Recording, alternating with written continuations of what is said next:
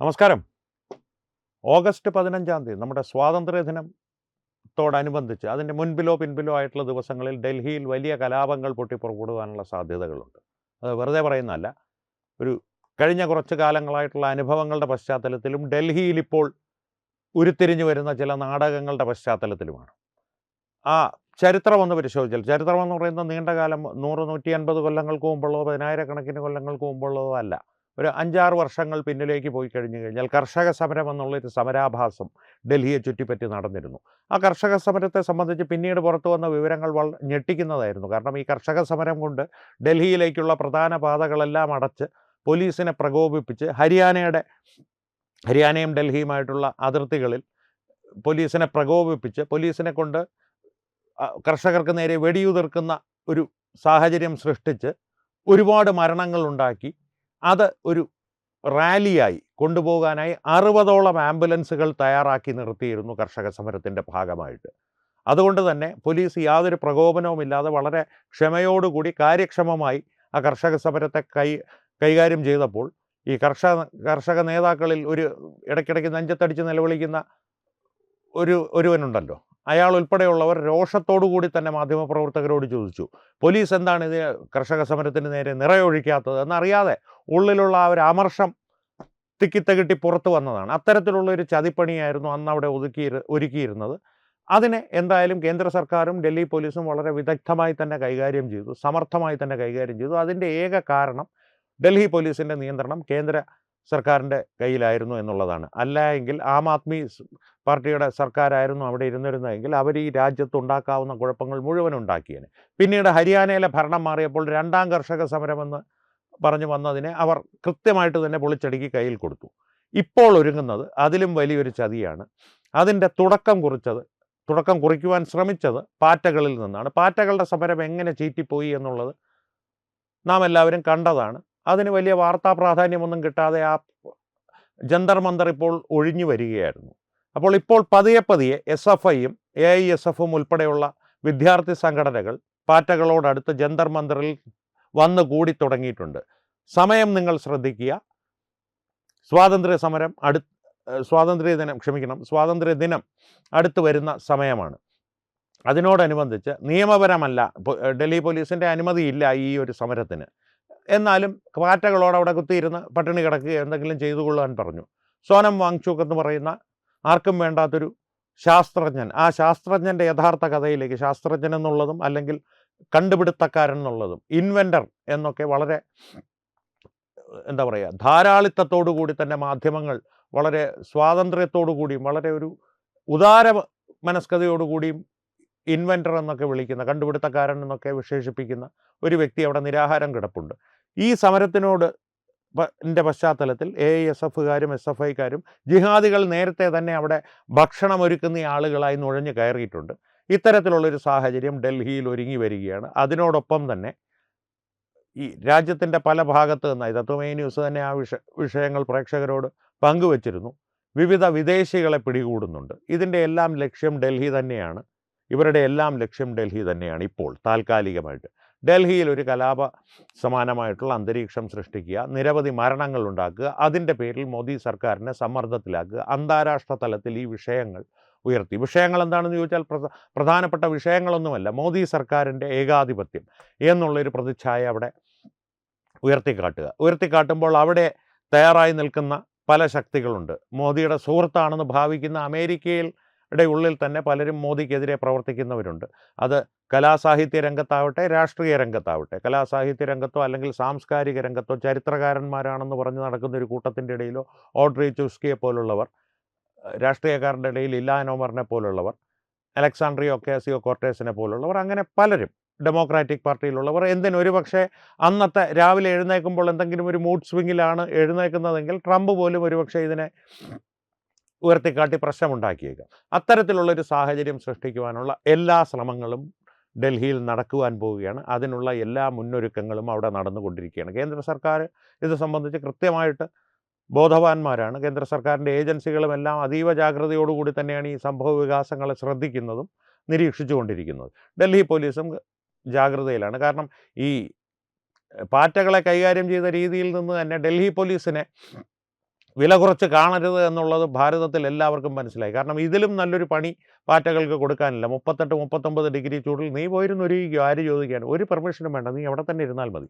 പ്രശ്നം എന്തെങ്കിലും ഉണ്ടാക്കിയാൽ ഞങ്ങൾ കൈകാര്യം ചെയ്യുമെന്നുള്ളൊരു മുന്നറിയിപ്പും കൊടുത്ത് ആ പ്രദേശം വളഞ്ഞു വെച്ച് അത്തരത്തിലുള്ള കാര്യങ്ങൾ മുന്നോട്ട് പോവുകയാണ്. ഇപ്പോൾ അനുമതിയില്ലാതെ, നിയമ അനുസൃതമായിട്ടുള്ള അനുമതിയില്ലാതെ കാര്യങ്ങൾ മുന്നോട്ട് പോവുകയാണ്. സ്വാതന്ത്ര്യദിനം അടുത്തടുത്ത് വരികയാണ്. അതിനെ ചുറ്റിപ്പറ്റി എന്തെങ്കിലും പ്രശ്നങ്ങൾ ഉണ്ടായി കഴിഞ്ഞു കഴിഞ്ഞാൽ അത് വലിയ ശ്രദ്ധ നേടുന്ന, ലോക തലത്തിൽ തന്നെ ലോകമാധ്യമങ്ങളെല്ലാം കണ്ണും നട്ടിരിക്കുകയാണ്. ഇവിടെ പ്രശ്നം എപ്പോൾ ഉണ്ടാകും എന്നുള്ളത്. പ്രശ്നം ഉണ്ടാകുമോ ഇല്ലയോ എന്നുള്ളതല്ല, എപ്പോൾ പ്രശ്നമുണ്ടാകും അതാണ് അവർക്ക് അറിയേണ്ടത്. പ്രശ്നമുണ്ടായില്ലെങ്കിൽ അവർക്ക് നിരാശയാണ്. നേരത്തെ പറഞ്ഞ പോലെ കപട കർഷകൻ പറഞ്ഞതുപോലെ, എന്തുകൊണ്ട് പോലീസ് നിറയൊഴിക്കുന്നില്ല ഞങ്ങൾക്ക് നേരെ എന്ന് ആത്മരോഷത്തോടുകൂടി ചോദിച്ചു പോയതുപോലെ അന്താരാഷ്ട്ര മാധ്യമങ്ങൾ ചോദിക്കുന്നത് എന്തുകൊണ്ട് ഇവിടെ പ്രശ്നങ്ങൾ ഉണ്ടാകുന്നില്ല എന്നുള്ളതാണ്. അത്തരത്തിലുള്ള കാര്യങ്ങൾ വികസിക്കുമ്പോഴാണ് MA ബേബി ഉൾപ്പെടെയുള്ള നേതാക്കൾ, കൂടാതെ ഈ പല ജിഹാദികളുമായിട്ട് വിവാഹം ചെയ്ത് മാനസികമായി മതപരിവർത്തനം ചെയ്യപ്പെട്ട കുറേ ആധുനിക ലിബറൽ വനിതകൾ, ഇവരൊക്കെ വന്ന് ഹം ദേഖേങ്കെ, ബസ് നാം രഹേഗ, അള്ളാക്ക തുടങ്ങിയ പാട്ടുകളൊക്കെ പാടി ആ പ്രദേശത്ത് ചുറ്റിത്തിരിയുന്നുണ്ട്. MA ബേബിയെ പോലുള്ളവരും ചുറ്റിത്തിരിയുന്നുണ്ട്. ഇതെല്ലാം കാണിക്കുന്നത് വളരെ കൃത്യമായിട്ടുള്ളൊരു ആസൂത്രണമാണ്, മുന്നൊരുക്കങ്ങളാണ്. ഡൽഹി പോലീസിനറിയാം ഈ സംഭവങ്ങൾ എങ്ങോട്ടേക്കാണ് ഇത് വികസിച്ച് വരുന്നത്, എവിടം വരെ പോകും എന്നുള്ളത് അവർ നിരീക്ഷിച്ചു കൊണ്ടിരിക്കുകയാണ്. പ്രശ്നമെന്ന് പറഞ്ഞു കഴിഞ്ഞാൽ ഇതിന് പുറത്തു നിന്ന് ഇനി ഒരു ജിഹാദികളുടെ ഒഴുക്കുണ്ടാകുമോ എന്നുള്ളതാണ് കാത്തിരുന്ന് കാണേണ്ടത്. ജിഹാദികൾ ഇതുവരെ ഈ ഭക്ഷണം പാചകം ചെയ്യുക അത്തരത്തിലുള്ള പ്രവർത്തികൾക്ക് വേണ്ടിയിട്ട് ഒരു 10-25 പേർ ആ പ്രദേശത്ത് നുഴഞ്ഞു കയറിയിട്ടുണ്ടെന്നുള്ളതല്ലാതെ ഒരു സംഘടിതമായിട്ടുള്ള ജിഹാദി ഒഴുക്ക് ആ പ്രദേശത്തേക്ക് ഇതുവരെ കണ്ടു തുടങ്ങിയിട്ടില്ല.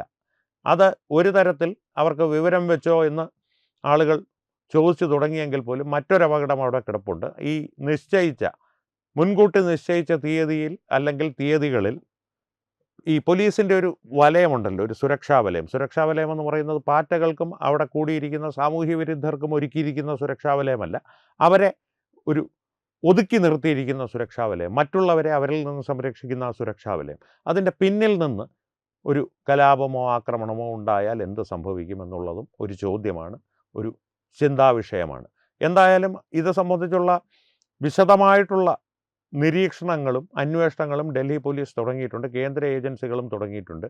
ഒരു പക്ഷേ NIA തന്നെ നേരിട്ട് കളത്തിലിറങ്ങിയാലും, സ്വാതന്ത്ര്യദിനം അടുത്തടുത്ത് വരുമ്പോൾ അതിനോട് അടുത്ത ദിവസങ്ങളിൽ NIA തന്നെ നേരിട്ട് കളത്തിലിറങ്ങുകയും ഈ ജന്തർ മന്ദറിന് പുറത്ത് നിന്ന് ഡൽഹിയിൽ പല ഭാഗങ്ങളിലായി ചില അറസ്റ്റുകൾ നടന്നാലും, പല അറസ്റ്റുകൾ നടന്നാലും അതിന് മറ്റെന്തെങ്കിലും ഒരു രൂപം അവർ നൽകിയാലും പ്രേക്ഷകർ അത്ഭുതപ്പെടരുത്. എല്ലാം കണക്ട് ദ ഡോട്ട്സ് എന്ന് പറയുമ്പോൾ ആ ബിന്ദുക്കളെല്ലാം ഒന്ന് യോജിപ്പിച്ച് ചിന്തിച്ച് നോക്കുക. കാരണം ഒരു ലാർജർ പിക്ചർ വേണം, ഒരു bigger picture, look at the bigger picture എന്ന് പറയും. വലിയ ചിത്രത്തിനെ വേണം കാണാൻ. ആ ചിത്രത്തിലെ ഈ ഒരു പസിൽസ് ഉണ്ടല്ലോ, പല ചെറിയ ചെറിയ ഭാഗങ്ങൾ കൂട്ടിച്ചേർത്ത് വലിയൊരു ചിത്രം നിർമ്മിച്ചെടുക്കുക. ആ ചിത്രത്തിൽ ഒരിക്കലും ആ ചെറിയ ഭാഗത്തിൻ്റെ ഉള്ളിലുള്ളൊരു വര, അതിനെ ശ്രദ്ധിക്കുന്നത് കൊണ്ട് വലിയ ചിത്രം നമുക്കൊരിക്കലും മനസ്സിൽ തെളിഞ്ഞു വരില്ല. ആ വലിയ ചിത്രം എന്താണെന്ന് ഭാവനയിൽ കാണണം. അതിന് ഈ ബിന്ദുക്കൾ യോജിപ്പിക്കുക. ഈ ബിന്ദുക്കൾ യോജിപ്പിച്ച് കഴിഞ്ഞാൽ ആ ചിത്രം തെളിഞ്ഞു വരും. കാരണം വളരെ സരളമാണ് ഇവരുടെ ആസൂത്രണവും പദ്ധതികളും. കേന്ദ്ര സർക്കാരിനും അതറിയാം. പക്ഷേ വളരെ സരളവും, വിജയിച്ചാൽ അത് നടപ്പാക്കുന്നതിൽ വിജയിച്ചാൽ വളരെ അപകടകരവുമാണ് ഈ പദ്ധതികൾ.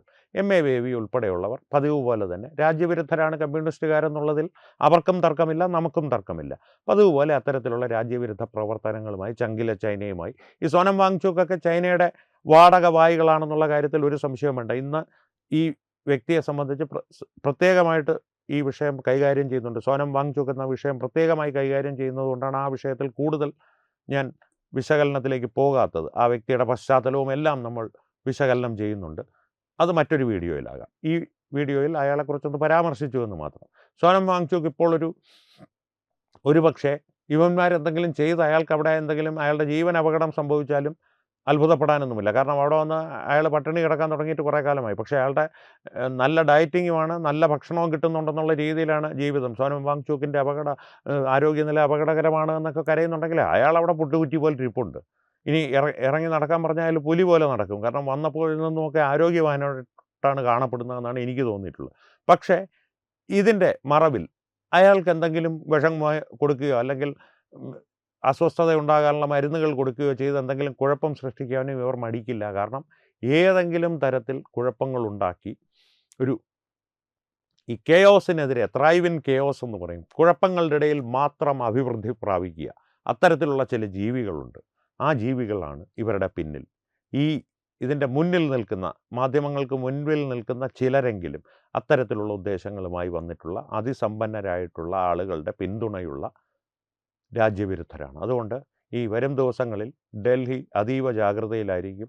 നമ്മളും അതീവ ജാഗ്രതയിലായിരിക്കണം. കാരണം ഇത്തരത്തിലുള്ള എന്തെങ്കിലും ഒരു പൊട്ടിപ്പുറപ്പെടലുണ്ടായാൽ ഏഷ്യാനെറ്റ് ന്യൂസൊക്കെ അവിടെ കിടന്ന് കറങ്ങുകയായിരുന്നു. ഏതെങ്കിലും തരത്തിലൊരു മൂക്കിൽ മറ്റേ കയറ് കെട്ടാവുന്ന രീതിയിൽ വളയമിട്ട സെപ്റ്റിക് റിങ്ങൊക്കെ ഇട്ട കുറേ എണ്ണത്തിനെ അവിടെ ഇറക്കി വിട്ടിരുന്നു. തലയിൽ മൾട്ടി കളറൊക്കെ അടിച്ച് ഒരു മഴവിൽ നിറത്തിൽ ഒരെണ്ണം അവിടെ കിടന്ന് കറങ്ങുന്നുണ്ടായിരുന്നു. കുഴപ്പമുണ്ടാകുന്നില്ലേ? കുഴപ്പമുണ്ടാകുമോ? ഇന്നലത്തേക്കിനേക്കാൾ ഒരാൾ കൂടുതലുണ്ടെന്ന് തോന്നുന്നു കേട്ടോ എന്നുള്ള രീതിയിലൊക്കെ അവിടെ കിടന്ന് കറങ്ങുന്നുണ്ടായിരുന്നു. അവസാനം വെയിൽ കൂടിയപ്പോൾ പിന്നെ ഇപ്പോൾ മഴയുമായി, കടുത്ത മഴയാണ്. എല്ലാം കൂടി ആയപ്പോൾ അവിടുന്ന് കെട്ടിപ്പറക്കി പോകുന്നതാണ് ഇങ്ങ് തിരിച്ച്. ഇനി എന്തെങ്കിലും പ്രശ്നങ്ങൾ ഉരുത്തിരിഞ്ഞ് വരുന്ന സമയത്ത് കൃത്യമായിട്ട് മലയാള മാധ്യമങ്ങൾ അവിടെ പ്രത്യക്ഷപ്പെടും. അവർക്ക് ഈ വിവരങ്ങൾ എവിടുന്ന് കിട്ടുന്നു എന്നുള്ളത് തമ്പുരാനറിയാം. പ്രശ്നങ്ങൾ നാളെ ഉണ്ടാകുമെന്നുള്ളത് നമുക്കും കിട്ടും. അത് പലപ്പോഴും അന്വേഷണ ഏജൻസികളിൽ നിന്നും പോലീസ് ഉദ്യോഗസ്ഥന്മാരും പോലീസിലെ വൃത്തങ്ങൾ, നമ്മുടെ അടുത്ത വൃത്തങ്ങളും തരുന്ന വിവരങ്ങളാണ് രാജ്യസുരക്ഷയ്ക്ക് വേണ്ടിയിട്ട്. കാരണം നമ്മൾ ആ രീതിയിലെ ആ വാർത്തയോ അല്ലെങ്കിൽ ആ വിവരമോ കൈകാര്യം ചെയ്യുകയുള്ളൂ എന്നുള്ള ഉത്തമ വിശ്വാസം അവർക്കുള്ളത് കൊണ്ട്. പക്ഷേ അതിനും അപ്പുറത്തേക്ക് ഈ മറ്റേ കലാപകാരികളിൽ നിന്ന് തന്നെ വിവരങ്ങൾ കിട്ടുന്ന പല മാധ്യമങ്ങളും നമ്മുടെ നാട്ടിലുണ്ട് എന്നുള്ളത് കൗതുകകരമാണ്. എന്തായാലും പ്രേക്ഷകർ ശ്രദ്ധിച്ചോളുക, ഇതൊന്ന് ഓർത്തു വെച്ചോളുക. ഓഗസ്റ്റ് 15 അടുത്തടുത്ത് വരികയാണ്. ഡൽഹിയിൽ കലാപങ്ങൾ ഉണ്ടാകാനുള്ള സാധ്യതയും അല്ലെങ്കിൽ പെട്ടെന്നൊരു കലാപം പൊട്ടിപ്പുറപ്പെടുവാനുള്ള സാധ്യതയും അടുത്തടുത്ത് വരികയാണ്. അതുണ്ടാകാതിരിക്കട്ടെ എന്നാണ് എൻ്റെ പ്രാർത്ഥന. പക്ഷേ ഉണ്ടാകുവാനുള്ള സാധ്യതകൾ വളരെ കൂടുതലാണ്. തൽക്കാലം ഇത്രമാത്രം. ഈ വിഷയത്തെ സംബന്ധിച്ച് പ്രേക്ഷകരുടെ അഭിപ്രായങ്ങൾ തീർച്ചയായും കമൻറ്റുകളിലൂടെ ഞങ്ങളുമായി പങ്കുവയ്ക്കുക. ഒപ്പം വീഡിയോ ലൈക്ക് ചെയ്യുക, നിങ്ങളുടെ പ്രിയപ്പെട്ടവരുമായി ഷെയർ ചെയ്യുക. ഏറ്റവും പ്രധാനപ്പെട്ട കാര്യം, തത്വമയി ന്യൂസിൻ്റെ യൂട്യൂബ് ചാനൽ നിങ്ങൾ സബ്സ്ക്രൈബ് ചെയ്തിട്ടുണ്ടെന്ന് ഉറപ്പുവരുത്തുക. അപ്പോൾ ഈ വിഷയത്തിലും മറ്റു വിഷയങ്ങളിലും സംവാദങ്ങൾ തുടരട്ടെ. വീണ്ടും കാണാം. നന്ദി, നമസ്കാരം. HIV അണുബാധ സന്തോഷപൂർണ്ണമായ ഒരു ജീവിതത്തിന് തടസ്സമല്ല. HIV അണുബാധയ്ക്ക് ഫലപ്രദമായ ചികിത്സ ഇന്ന് ലഭ്യമാണ്. ഇതിന് യഥാസമയം അണുബാധ കണ്ടെത്തുന്നതും കാലേക്കൂട്ടി ചികിത്സ നടത്തേണ്ടതും അത്യാവശ്യമാണ്. സൗജന്യമായ ചികിത്സയും മാർഗനിർദ്ദേശങ്ങളും സർക്കാർ ആശുപത്രികളിലെ ART അഥവാ ഉഷസ് കേന്ദ്രങ്ങളിൽ ലഭ്യമാണ്. ആരോഗ്യ സംരക്ഷണം ഓരോരുത്തരുടെയും ഉത്തരവാദിത്തമാണ്.